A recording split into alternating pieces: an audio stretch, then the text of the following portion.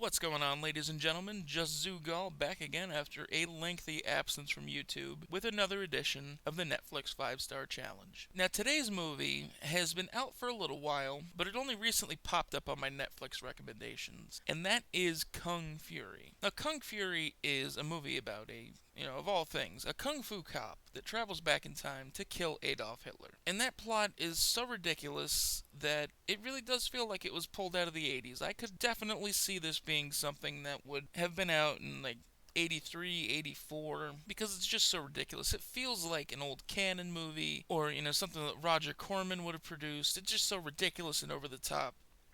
But it was fun, just like those movies. Now, this movie, there wasn't a whole lot of negative to it. My only complaint about it was that it just felt like it was going along too fast. But at the same time, I feel the shortness of the movie helped it, because had this movie been longer, the novelty may have worn off.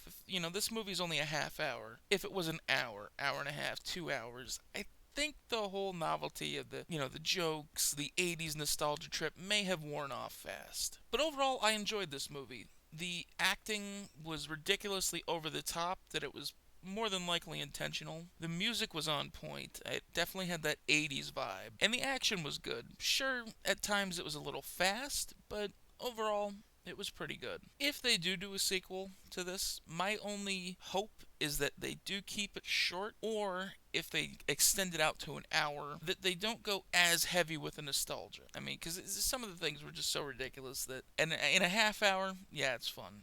Stretch it out more than that, it could wear off fast. But overall, if I had to rate this movie, I would say Kung Fury, probably 4.5 stars out of 5. Just because my one complaint is that it did feel like everything was just crammed in there. It didn't really hurt my enjoyment of the movie, but it was still decently entertaining. So that's all I got for you today. We'll see you back with the next video.